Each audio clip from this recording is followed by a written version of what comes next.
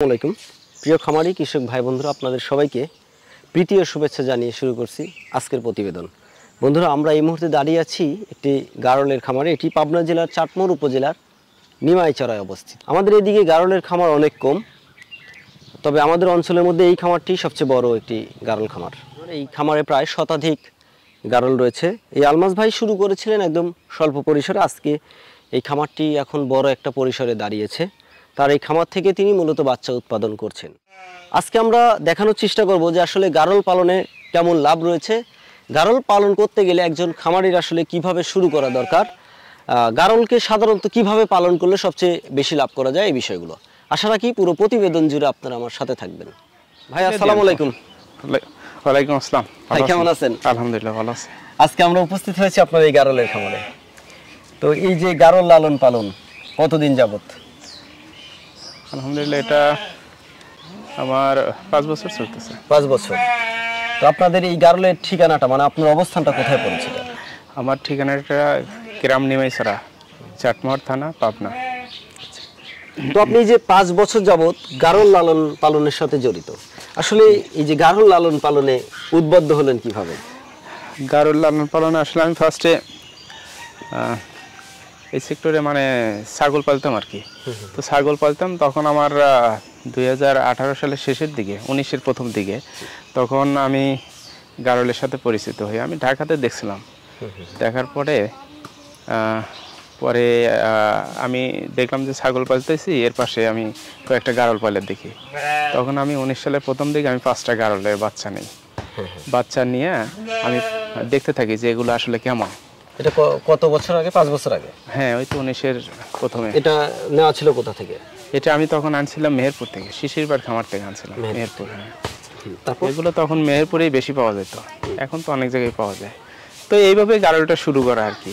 তারপরে ধীরে ধীরে দেখলাম যে গারলটা ভালোই হচ্ছে, তখন আমি ধীরে ধীরে গারলটা আরও বাড়ালাম। আর ছাগল আমি পরে কমায় দিছি, এখন নাই আর ছাগল, এখন শুধু গারলগুলি পাচ্ছি। তো শুরুটা ছিল 5টা গারল নিয়ে?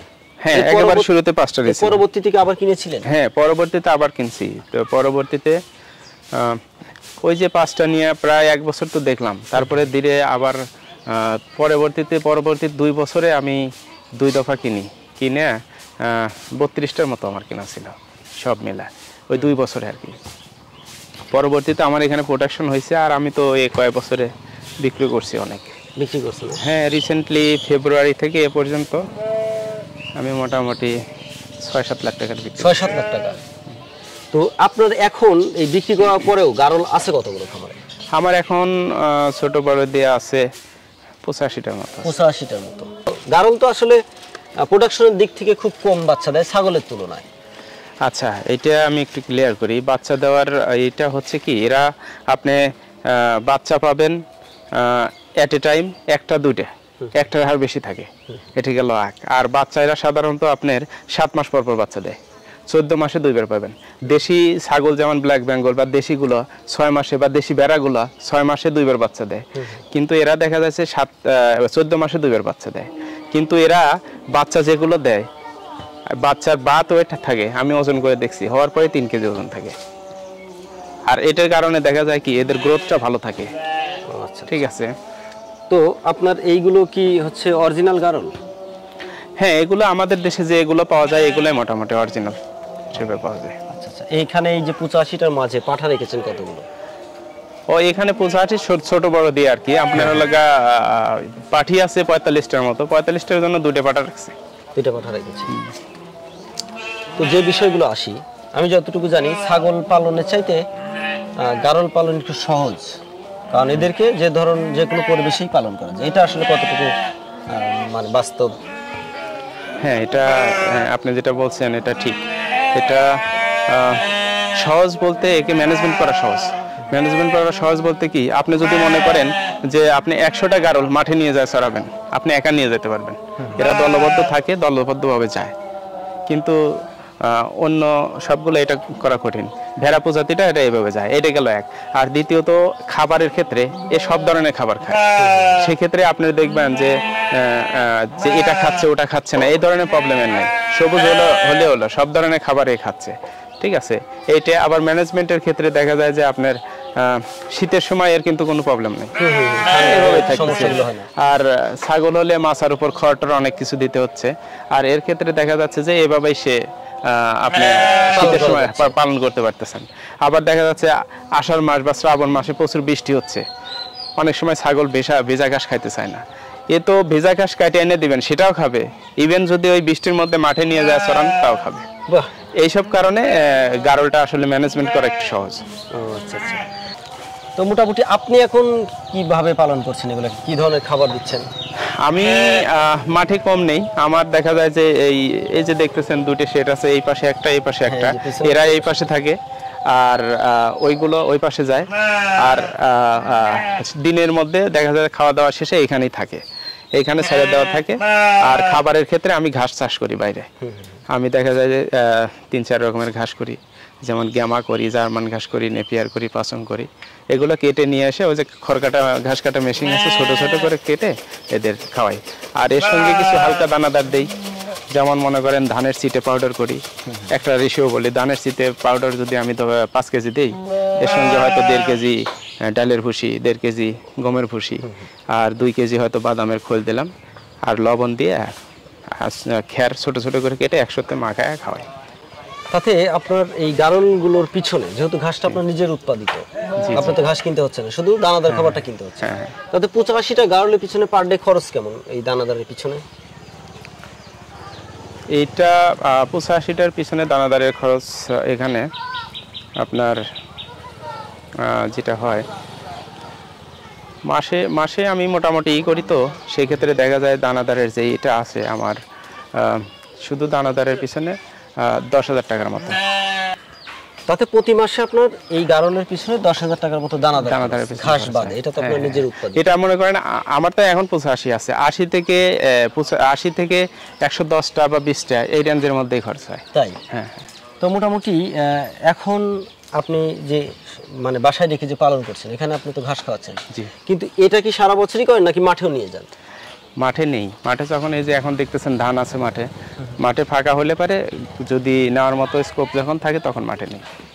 বর্ষা পানি নেমে যাওয়ার সঙ্গে সঙ্গে আমি নিই না, বর্ষা পানি চলে গেছে, মাটিটা শুকিয়ে গেছে, ঘাসটা শুকিয়ে গেছে, 15-20 দিন পরে দেখবেন যে ওইখানে নতুন ঘাস গজাইছে, ওখানে আর ওই পানিতে ডোবা কোনো কিছু নাই, ওই অবস্থায় আমি নেই মাঠে। তো তাতে আপনার এই প্রতি বছর এই গারল খামার থেকে বাচ্চা উৎপাদন করছেন আপনি কেমন? বাচ্চা উৎপাদন আমার এখানে দেখা যায় যে এখন যেগুলো আছে তাতে 14 মাসের হিসেবে বলি আর কি, যেহেতু 14 মাসে 2বার বাচ্চা দেয়, এখানে 14 মাসে 90 থেকে 100 এরকম বাচ্চা, 90 থেকে 100 বাচ্চা পান। জি। এই বাচ্চাগুলো কেমন বয়সী হলে বিক্রি করেন এবং কেমন দামে বিক্রি করা যায়? এই যে এখানে যেগুলো আছে এই সাইজের গুলোই বিক্রি হচ্ছে এখন। সাপোজ এই বাচ্চাটা দেখেন, এটা 3.5 মাস 4 মাসের কাছাকাছি, 3.5 থেকে 4 মাস, এটা 3.5 মাস বয়স। আর এটা পাঠা বাচ্চা। আচ্ছা, এই বয়সী বাচ্চাগুলো কেমন দামে বিক্রি করা যায়? এগুলো 7.5-8, 7,500 টাকা। তাহলে দামও তো ভালো। হ্যাঁ, তুলনামূলক মাশাআল্লাহ ভালোই। এগুলো দেখেন যে গ্রোথ ভালো, 3.5 মাসে দেখেন যে ওজনটা হয়ে গেছে, এটা 13-14 কেজি হয়ে যায়। মাশাআল্লাহ, খুব সুন্দর। এখানে যে খরচ করছেন আপনি প্রতি বছর, এই খরচ হিসাব করলে আপনার বাৎসরিক আয় কেমন থাকে এই খামারটা থেকে? আচ্ছা, এটা যদি এখন বলি, দেখা যাচ্ছে যে আমার এখানে ইয়ারলি যে খরচ হয়, আমার এখানে তো অ্যাভারেজ থাকে 100-র মতো, আমার 130টার মতো ছিল, রিসেন্টলি বিক্রি করছি, এখন 80-85টার মতো আছে, আবার বাড়বে। তো সেই ক্ষেত্রে আমার যেটা খরচটা হয় এখানে 4 লাখ 4.5 লাখ টাকার মতো খরচ হয় 14 মাসে।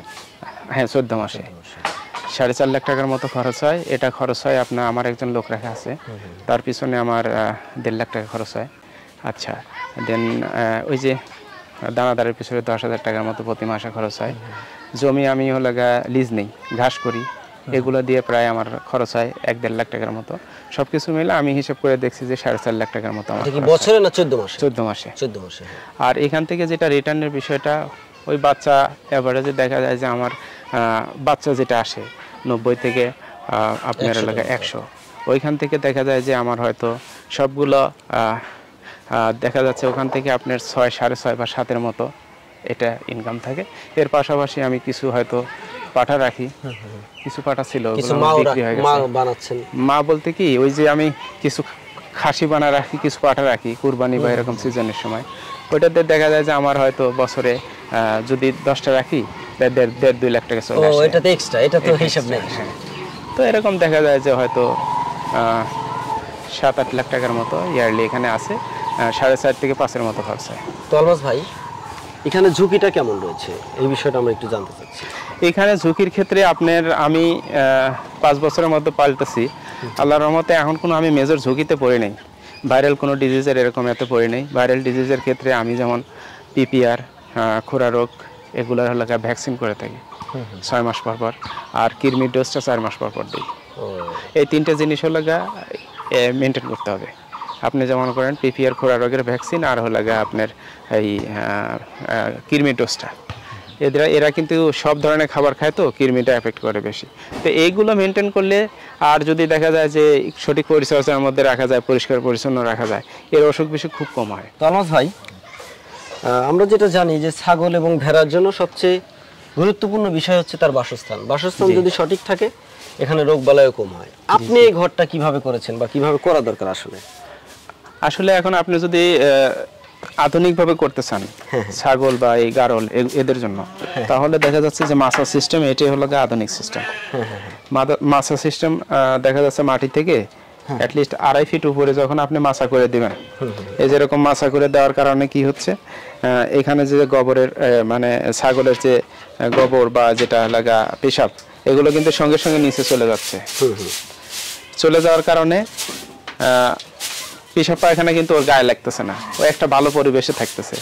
আর একটা জিনিস হলো, এখানে এই ঘরটা দেখেন 300 স্কোয়ার ফিট আছে, এখানে আপনি 50টার মতো ছোট বড় গারল রাখতে পারবেন মাছা করার জন্য। কিন্তু মাছা করা না থাকলে যদি আপনি মাটিতে রাখেন, এই অবস্থায় আপনি বড় জোর 20-22টা রাখতে পারবেন, তাই পরিবেশ নষ্ট হয়ে যাবে। তাই না? হ্যাঁ। আচ্ছা, এই যে মাছার গ্যাপটা রেখেছেন কতটুকু? যে পায়খানা পোষাবা 1/2 ইঞ্চি। 1/2 ইঞ্চি। কিন্তু আপনার এখানে একটা জিনিস দেখতে পেলাম, যেটা হচ্ছে এই যে খাবারের পাত্রটা আপনি বাহিরে দিয়েছেন। আসলে অনেকে আছেন যারা বাহিরে এক জায়গায় দিচ্ছে, ছাগল খাচ্ছে, কিন্তু আপনার এইভাবে দেওয়ার আসলে কারণটা কি? আসলে কারণ তো অবশ্যই আছে। জি, এইভাবে দিয়েছিলাম এই জন্য যে আমি যদি এই বক্সটা ভিতরে করতাম, তাহলে আমার জায়গাটা আরো অনেক কমে যেত। আর এই বাইরে দিছি, বাইরে দেওয়ার কারণে ওই ছাগল, এরা যদিও গারল একটু কম করে, আমি তো ছাগল দিয়ে শুরু করছিলাম। ছাগলটা কি করে দেখবেন, খাবার পাত্রের মধ্যে উঠে যায়। উঠে যায়, কিন্তু আপনি খেয়াল করে দেখেন। তো এই সমস্যা আমি ফেস করতাম। তখন আমি বাইরে দিয়ে এইভাবে খোপ করে দিছি, ওরা শুধু গলা বাইরে বের করে দিয়ে খাইতো। তাহলে এখানে যে খাবারগুলো দিচ্ছি, খাবারগুলো নষ্ট হচ্ছে না। ঠিক আছে, নষ্ট হচ্ছে না, ওরা এর মধ্যে আসতে পারতেছে না, খাবারটা দেওয়া ইজিলি দেওয়া যাচ্ছে। এইসব কারণে আমি লাগাই এইভাবে করছিলাম ফার্স্টে। তো ঠিক আছে আলমাস ভাই, আজকে আপনার সাথে কথা বলে জানলাম আজকে এই গারল পালন সম্পর্কে। আমরা যতটুকু জানতে পেরেছি, হয়তো আমাদের খামারিরা কিছু বিষয় উপকৃত হবে। আজকে আপনি আমাদের সময় দিলেন, এই সময় দেওয়ার জন্য আপনাকে ধন্যবাদ। ভালো থাকবেন। আপনাকেও ধন্যবাদ। আপনাদের আসলে